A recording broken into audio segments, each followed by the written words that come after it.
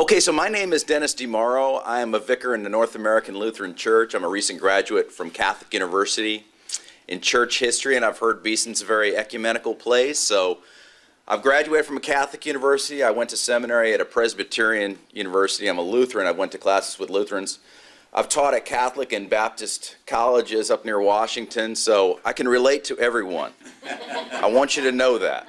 So if you have a question, just let me know, because I'm happy to talk about that or anything you want. But what we want to talk about today is how we, as a Christian church, as a Christian people, can act in a prophetic witness for the pro-life movement and for the unborn. You know, recently I watched a show called Sisters of Selma. Has anyone seen that show? It's a PBS show. And there's a lot of stuff I don't like on PBS.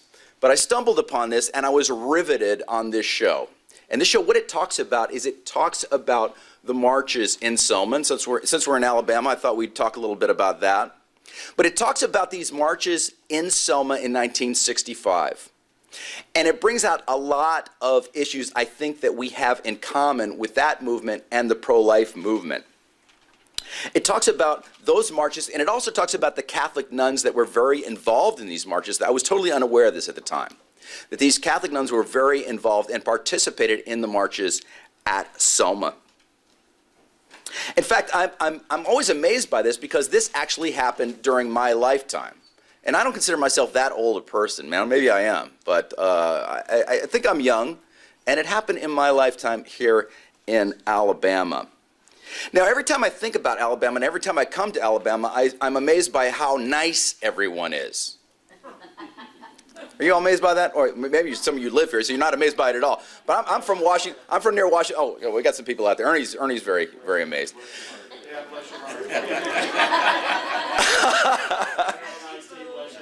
Well, you know, no, I'm not saying that, but if you go to Washington or New York and New Jersey and places where I've lived and I grew up, trust me, people aren't as nice. People here we say, hey, sir, and they'll call you ma'am, and they'll call you sweetheart when you're at the, you're at the lunch counter or whatever. They're just outwardly nice. So I'm always amazed that this even happened in Alabama at any time in history, much less at that time. But I think it just shows how even nice people, even nice places are encountered with sin.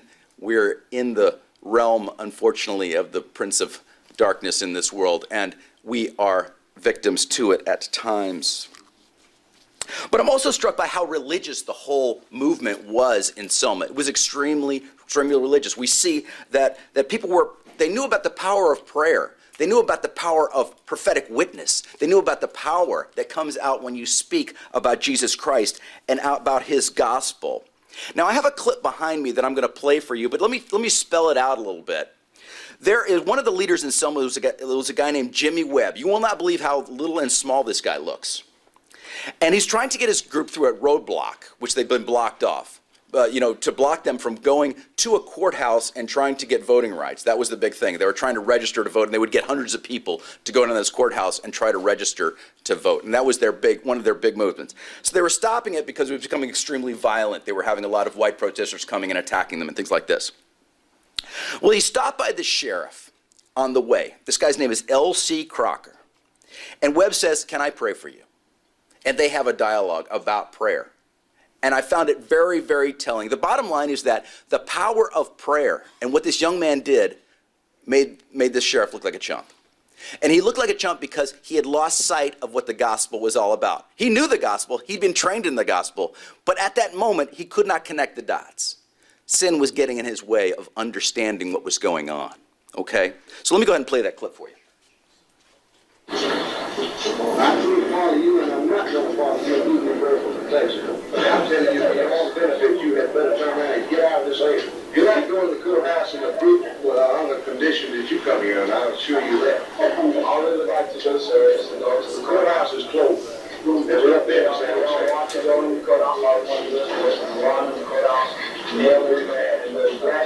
you take your prayers back to your church. That's a proper place to pray. So I'm sure that God will hear your prayer just as well down there as it will up here, but you're not going on this courthouse. Sir, whenever there are men were in sinful conditions, prayer should be uttered wherever they are. Why don't you pray where you are? Go back down there and pray. You think you're lily white? You think you're not sinful, huh? Well, then go back to your church and pray. Well, sir, can we pray together, you and I? You do your prayer, I do mine, big boy. You don't pray for me. I don't want you to pray for Well, me. will you pray for us? Because I don't think your prayers get above your head. Well, will you pray for us? No, I'm not going to pray for you. I'll tell them my business, you tell it you, and I said, I move these people out of here. Sir, What's wrong with you? sir, If I don't have to love anybody, I don't want to love. Well, sir, do your own love. You love your little niggas. I love who I please. do you believe in equal justice law? I believe in justice. Do you believe in equal? I don't believe in equal nothing. There's no two people in this world alike. And they're not equal on any terms or conditions. There's no two peas in the world alike. No two pieces of money or nothing else. So are you saying that if I have a quarter and I'm black and you have a quarter and you're white, then my quarter isn't as worth as much as your That's quarter? your quarter. That's my quarter is worth? I'll decide what my quarter was. You use yours and I'll use mine. I've nothing else to say. The point of showing you that clip is to show how that young man used that power of prayer, didn't he? He asks him to pray. He asks the sheriff to pray, and he asks to pray for him. But the response is something else. That he responds in saying, "You can't. Your prayers aren't even going to go over your head," and other things, other attacks that he has on him. So all of a sudden, it's shown him for what he is. He's not even willing to pray with them. He's not even willing to get into a dialogue with them. He's not even willing to show them any love or respect. The whole thing reveals so much, doesn't it? It reveals so much about what is going on in that situation and the way that the gospel can be used and prayer can be used to really show a divergence between the people of God who are doing it and the people who may be straying from God. So here we see this prophetic witness done by a very young man. I was amazed to see just his composure also in that situation, trusting in God, trusting in prayer, trusting in the gospel. And the point of this also is that, and also in this thing that you'll see if you watch this show, is that there are so many of the nuns that were involved as well. And it talks a little bit about these Selma nuns. They didn't have really any, most of these women were raised in the Northeast. They became nuns or religious, but they felt called to come down and support these marches and to participate openly in these marches, even when their superiors told them not to do it, over and over. And I think that also speaks so much words that their witness, they didn't share the same color, they didn't share the place that they lived, they didn't share really anything except for the gospel of Jesus Christ and the freedom that comes out of that gospel. So the point of showing you this clip and explaining to you this little movie is that the gospel has power, and it has power today. It has power and shown vividly in our lifetimes, and it can be shown again and again. This power of the gospel can come through in the pro-life movement. Now, one of my core beliefs is that I believe that God will put each of us in a situation where we can witness for him. I believe that God is planned in our lives a time when he's going to reach out with us to share the gospel with others and to lead people to justice. And I believe that happens to every person. The reason we don't see it in our lives is because we're not listening for it. We're not listening for those opportunities when we can really say, I want to follow you, Jesus. I love you. I want to work for justice for you. And I think that's the problem, is that we don't see ourselves in this situation. We don't see it. But I'm a believer that every single one of us will be put into that situation. I'll give you a very small example that happened just recently in my lifetime, about 4 or 5 years ago. I graduated from a college called William & Mary, which is in Williamsburg, Virginia. I don't know if anyone has heard of William & Mary. But at William & Mary, what happened one day is that the president of the college decided that he was going to take a cross that had been there since the 1930s in a historic chapel in an ancient building. It's the oldest academic building in the United States. And what he decided one day is that he decided that that cross was offensive. And he took the cross and he put it in a closet. Now, one day what happened is that the campus actually gives tours. And one day, a person who had taken the tour before brought his family. Some of his family members said, you need to take this tour. It's very historic. It's very interesting. He took the tour and he noticed that there was no cross anymore on the altar, that the cross had been removed. And he asked the tour guide, he said, there used to be a cross here. What's the situation? And the tour guide really didn't know what to say. Of course, the tour guide knew the answer, but didn't know really what to say. So we brought it up to the president of the college and say, people are asking where this cross is. They'd like to know where it is. And he said, well, we'll just have to put out an announcement and explain it. And what he explained was that the gospel of Jesus Christ was offensive and therefore had to be removed, and that students had been complaining about this. Now, we found out from Freedom of Information that that was a complete falsehood. No one was actually complaining about it. But he was a very active member of the ACLU, and he really believed that you should never have a cross in a public place. And so he had it removed. What happened was that after that announcement happened, or that press release happened, people in the alumni were really shocked. And a group of alumni and a group of students started a group called Save the Wren Cross. And I don't know how I heard about it. I don't know if it was there was that article or something like that, or someone gave me an email. But they said, you really should sign up for this. So I said, you know, I read the story, I couldn't believe it, and I signed up. And I said, I'm a theology student at Catholic University. And I left a phone number too. And I'll never forget, that same night, I got a phone call, and it was the guy who heads it up. It's a guy named Vince Haley. And he said, we are so excited that you are joining this group. And I said, well, why would that be? Why are you so excited to the group? Because you're a theology student at Catholic University. And I said, well, how many other pastors are involved in Save the Wren Cross? And he said, we don't have any. We don't have any pastors in the entire Williamsburg area who have signed it. In fact, we have just the opposite. We actually have 3 pastors who have written to the editor, letters to the editor, supporting the removal of the cross. That's the reality. The people, the church that actually gave that cross to the chapel, Bruton Parish, a very historic Anglican church or Episcopal church in Williamsburg, their pastor actually wrote one of those letters. You would think that they would be upset that their gift to the college, 70 years before, was removed. You'd be wrong. For some reason, they agreed with the president. The gospel of Jesus Christ was offensive. So he said, you need to get involved. And I thought, well, what can I do? What can I possibly do? They said, well, what we're doing is we're doing a letter writing campaign to all the newspapers. We'd like you to write a lot of letters to the editor, as many as you can. We'd like you to do some radio interviews with people. We'd like you to call them up and try to set that up. We'd like you to do television interviews as well. We'd like you to do all those things to try to bring some awareness of what's going on. So I did just that. And so did everyone else in the group. So what we started to do is we started to build some awareness of this problem, of just the ridiculousness of removing a cross that's in a chapel. Let me say that again. It's actually in a chapel in that building. It wasn't just on some table. The cross was removed from a chapel. And the other thing that was interesting is that one of our group, there was a Call the Governor show. And the governor would get on this WTOP in Washington, D.C., and he would talk, and you could ask him a question. So someone called up the governor. And I know in Birmingham, they love the governor. That went over well. Thank you very much for that. So I thought I'd relay that little story to you, too. So, and that's what they did. And he agreed. He was a Democratic governor, and he agreed with us. He was like, no, I don't think we should be taking crosses out of chapels. He was very, very sympathetic.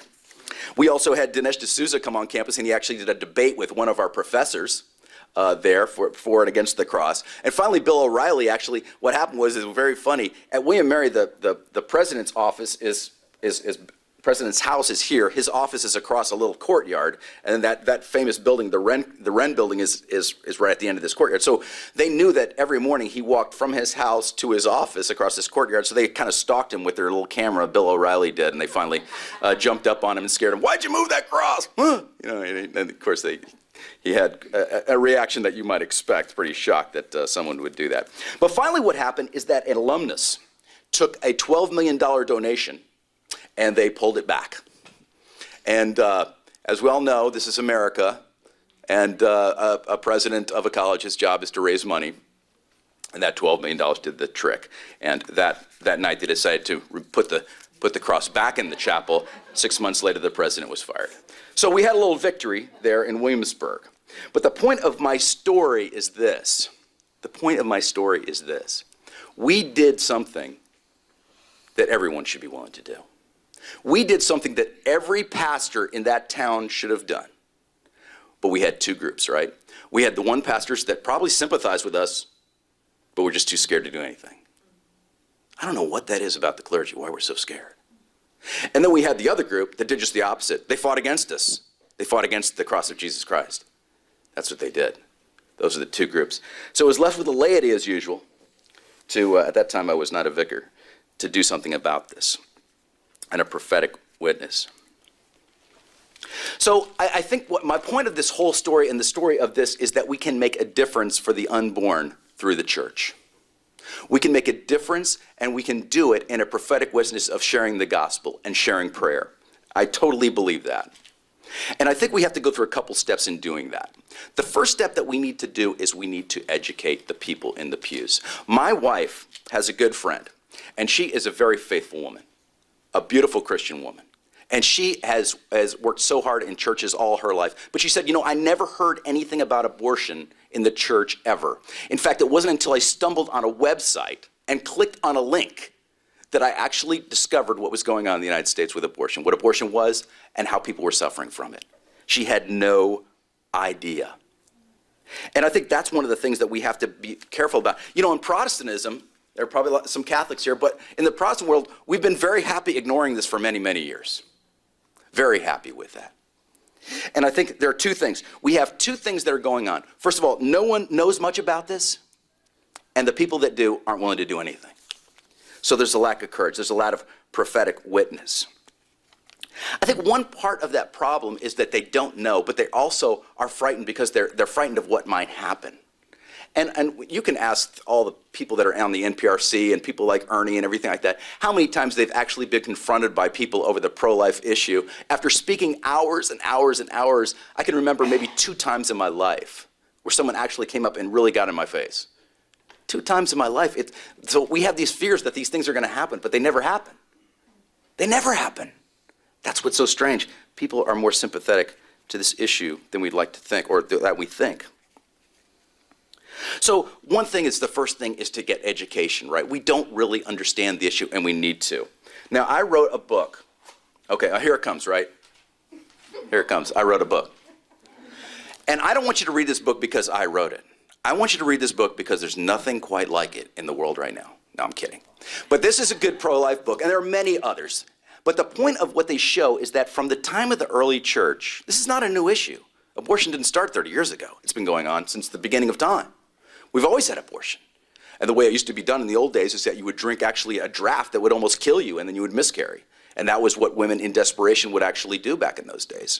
But what this book does is it shows how we've gone through, first of all, the biblical witness of the prohibitions of abortion, through the traditions of the church, through all these different things, through the history, the writings of Augustine and so many others, Aquinas, going all the way through to Bonhoeffer and so many of the modern witnesses against abortion, just showing a constant movement. And finally I came to the conclusion that no one had done before, actually figuring out of how many Christians are actually in pro-life denominations. And I found it's about 3/4 of all the Christians in the world are actually in pro-life denominations. So this myth that we've gone astray really isn't true. We varied a little bit, but we're still essentially pro-life, just like we've always been.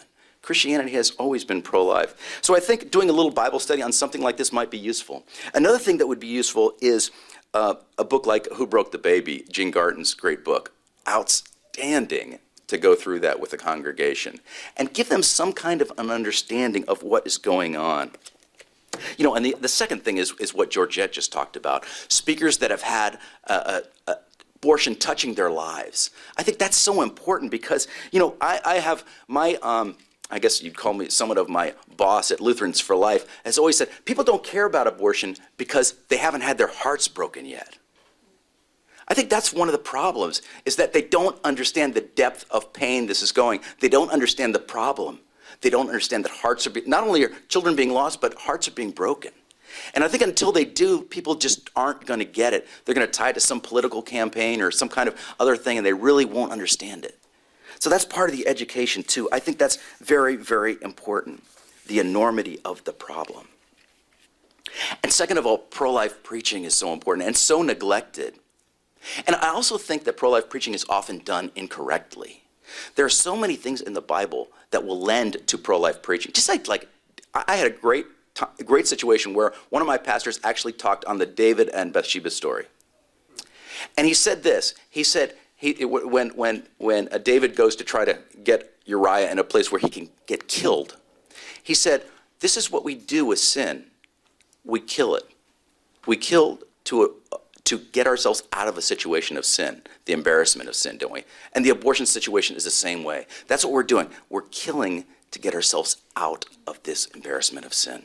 And so by taking that story and bringing the abortion question in it, I just thought it was so natural. It wasn't like, today's Pro-Life Sunday, which is, I'm not going to Pro-Life Sunday because at least someone is speaking at least once a year on the issue. But I think we can bring these things in naturally. It's just, we're keeping quiet about this issue, and I don't know why. I don't know why. I think we really need to bring this out. So by doing all these things, we bring a consensus in this church, and we start to turn the ship, don't we? We start to get people in the church in line that they understand the problem and want to do something about it. And the next thing is to motivate a congregation to do something. That's the next thing. So many people in the church are pro-life theoretically, but they're unwilling to do anything about it. I don't understand that either, besides some misguided fear, which of course, like I've said, would never exist. And so first thing I think we need to do is start praying for the unborn, praying for their parents, praying for that this will end, praying that justice will be served, praying for healing. And these things, once we start to motivate the congregation. And we start to give God a precious gift of our prayers, don't we? Of prayers for each other and for love.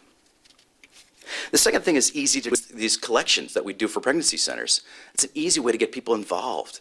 One little thing that we often do is that you have these baby bottles that you hand out to everyone, and they collect money into it. And kids can get involved in this too. It's a lot of fun. I think that's a little way we can get people going as well, getting them acting together to do things. And the dinners for the pregnancy center, one time I was on a pregnancy center board, and I said, these testimonies, they're just taking too long. Maybe we should think about getting rid of testimonies. And they're like, whoa, the testimonies are it. Once you get rid of the testimonies, you might as well not have the pregnancy center dinner. And I agree. I agree now, because that is the thing that we need to take to our hearts and to bring it out. And it teaches people. That's why it's so important to invite these dinners. We go there every year. We make a contribution. But we need to invite people to it for them to understand and to look and to learn. Maybe we'll be creating some pro-life activists. I like also the idea of the life chain. And the reason I like the life chain is because we don't talk about abortion in this country. You don't hear about it on the news. Thank God for Silent No More. Otherwise, we wouldn't hear about it at all. Everything is it's all politicized. There's no real of the trauma and the pain. And I think that's important. But life chain, what it does too, is also brings it out to a community. I mean, we as pastors, we should be community leaders, shouldn't we? Shouldn't we lead the community? Isn't that what happened in the old days? We were community leaders. Now we're scared to go out. We need to show some kind of a witness to our communities. And I think Life Change shows that. It shows people who are driving by are forced to understand something is going on that's terrible in this country, and they're forced to understand that maybe something should be done about it. Now, about 15 years ago, we decided, our little Lutherans for Life chapter decided to start a March for Life worship service in Washington, D.C. We didn't have a group of Lutherans that met for worship service before the March for Life. And we started that. And what we would do is we moved from church to church, and we would have this little worship service that we would do every year for the March for Life. And the first year when we did it, we had 40 people show up. And half of them were just people that we knew that were really close to us. And so from that time, we built and built and built and built. And now we have it overflowing in a church that we have in Alexandria every year. And I'll never forget, about 3 or 4 years ago, my daughter was sitting next to me, and I said, look what God has done. That's how we do ministries, isn't it? It takes a lot of time, but it happens, and God will work with us for these ministries. And I think that was one of them that is important. I like also the idea of writing in denominational newsletters. If churches don't do it and pastors don't do it, the ones that are involved in this, it's never going to be seen.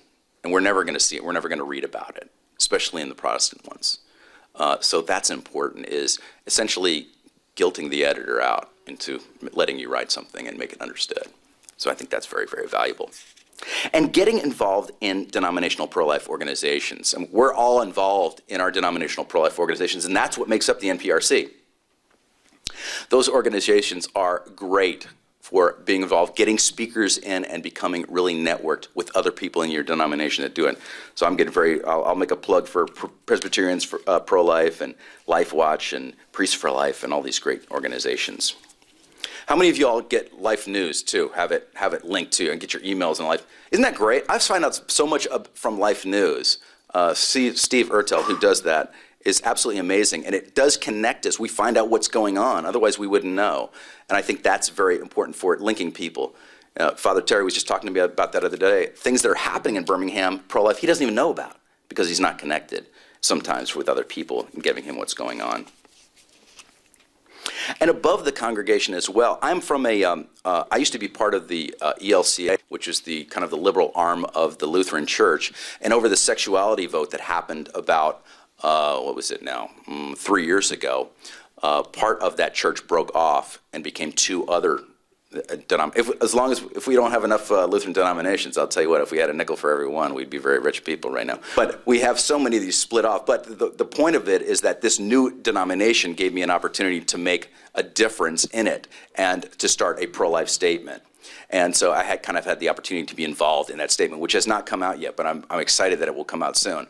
The point is that once you establish a denominational position on the life issues, then all of a sudden doing it that much easier because no church stands. And that's why it was very, very important to me once we started this denomination to immediately get that statement created and put out. And so I'm very, very proud that that's coming out in the North American Lutheran Church, which I'm a member of. And also other ways to communicate. That's another way that we can build action to internet and other social media and things like that. Letters to the editor are also things, especially in a small town where everyone reads one particular paper. That was the beauty of Williamsburg. When we did those letters to the editor that were put out in that, there's only really one newspaper in Williamsburg. It's called the Virginia Gazette. And that is a little small town paper, and everyone reads it. And so if you have a letter in there, everyone knows about it. Everybody comes up to you the next day and says, hey, Dennis, I saw the one wrote in there. So it does make a difference. People are now learning that one of their friends or one of their community leaders is actually writing this and making a difference. So don't underestimate these little things we can do, these little things to bring about an awareness. It may be that someone who's in a situation where they're going to have an abortion is going to read that article. We just don't know. But we can be pretty sure that people are getting awareness that they need. They're getting things that they're not going to get from the news. They're certainly not going to get a pro-life message. And also be aware of things that are happening in your community. These people at Selma, these young leaders, they were aware of their community. They were aware of what was happening, and they were taking action. They were walking out in the street. A lot of those people in Selma weren't doing anything, right? They were at home. They weren't doing anything, probably most of them. But look, it takes that kid, how old was that young man? 17, 18 years old maybe? Leading a group?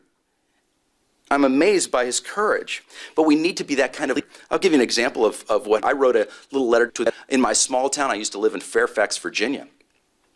And in that small town, there was a movement on the city council to move the abortion. At the time, the state of Virginia did not have abortion coverage for its state workers, but the city of Fairfax did. And one of the people on the board said, we should really get rid of it. We should be consistent. I mean, that was his argument. We should just be consistent with Virginia. Of course, he wanted to remove the coverage, which is understandable. So I wrote a letter to the editor, and immediately I got a phone call, just like the other time I was talking about. He said, Dennis, I need you to come to the city council. We need to have you speak about this issue. And I went and came and talked. And at that time, actually, the whole effort did. But then quietly, a year later, the city council, when the news cameras weren't on, took the coverage out. So the point of the matter is that you have an opportunity in your community to see what's going on, to make a difference, and to save lives. It's as simple as that. It really is. And it happens all the time. So my conclusion is this. We need to listen to Jesus Christ. We need to listen to his voice, and we need to understand that we have to move in action. When those civil rights riots happened, or the civil rights marches occurred, people could have sat home and said, well, I don't want to do anything. Or I'm very into this issue, I'm very sympathetic, but they went out and risked their lives, right? When we had that cross issue, we could have been a pastor who just sat back and said, that's terrible they removed that cross. What are we doing for the tea next weekend? That could have been his attitude. And that was all of the pastor's attitudes. But we took a different way. We said, does Christ really want a symbol of himself that's been there for almost 100 years to be stuck into a closet? Do we really feel that we can sit back and let that occur? And we can't. So the question is this. We don't need to sit on the sidelines or turn against God's call, right? We need to listen for that call, because I'm convinced that each one of us are going to get that call. We're going to hear that call from Christ, and we have a choice to either sit there or do nothing, or to do something and act. And so I'm urging you all to act for the gospel, for the unborn, and for Jesus Christ.